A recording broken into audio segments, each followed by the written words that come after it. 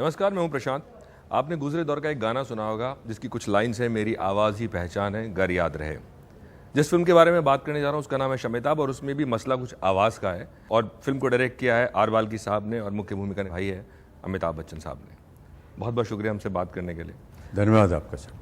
सबसे पहले तो मैं यही पूछना चाहूँगा कि बच्चन साहब, जब बाल्की साहब आपके पास ये शमिताब टाइटल लेके आए तो आपका रिएक्शन क्या था कि अमिताभ बच्चन तो भाई सुना है, शमिताब क्या है? दरअसल उल्टा हुआ जी। पहले ये कहानी लेकर के आए और ये जो नाम की जो घोषणा थी ये बाद में बनी। तो जब कलाकार सब आ गए तब इनके मन में आया कि इस फिल्म का नाम ऐसा होना चाहिए। ये नाम ऐसा क्यों रखा गया है, क्या वजह है, इसके पीछे भी एक रहस्य है जो कि कहानी से ताल्लुक़ रखता है। जी।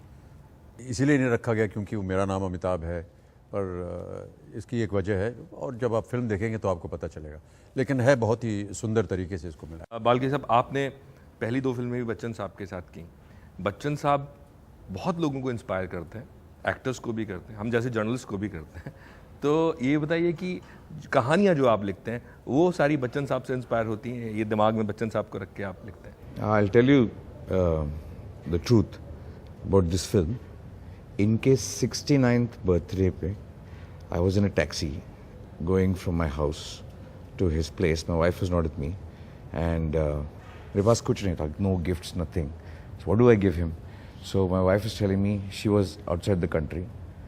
She told me take flowers. I find it funny giving him flowers. I don't know what he does. He doesn't drink, so I can't take a bottle of champagne. So I didn't know what to do. So there was a big traffic jam. So then I was just thinking, okay, the only thing I can think of is something, an idea or something like that.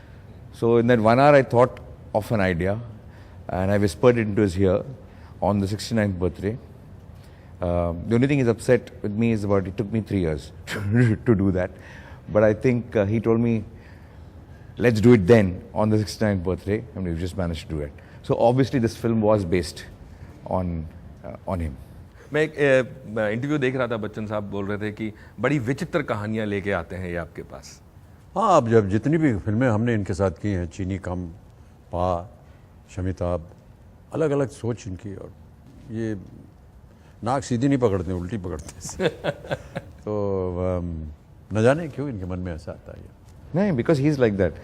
ये film, this is a tribute to his voice. Okay, I think this is the greatest voice cinema has seen.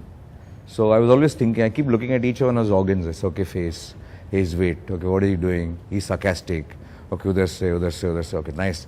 Awaz, next. Okay, let's go. So he's got so many points. There are all ideas written inside him. So it's very easy to do. Bachchan साहब, इतने सारे लोग industry में होते हैं, बहुत सारे dubbing artist होते हैं, कहीं उनका मर्म है इस फिल्म में?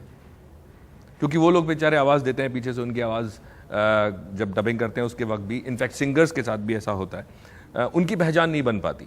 ये सच है कि जो लोग इस तरह की आवाज़ देते हैं उनकी अपनी उनका अपना एक स्थान है, उनका अपना एक महत्व है।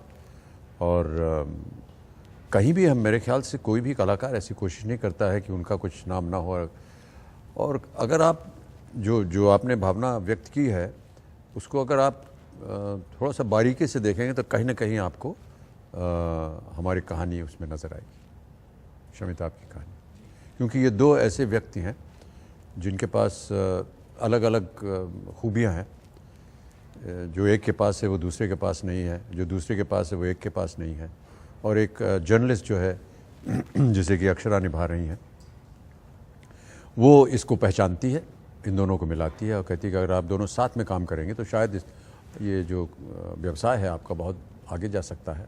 ऐसा ही होता है और खूब बढ़ोतरी होती है, खूब तरक्की मिलती है। और अंत में जाकर के किस तरह अहम दोनों का जो है वो बीच में आता है और उसका अंत कैसे होता है ये आपको फिल्म में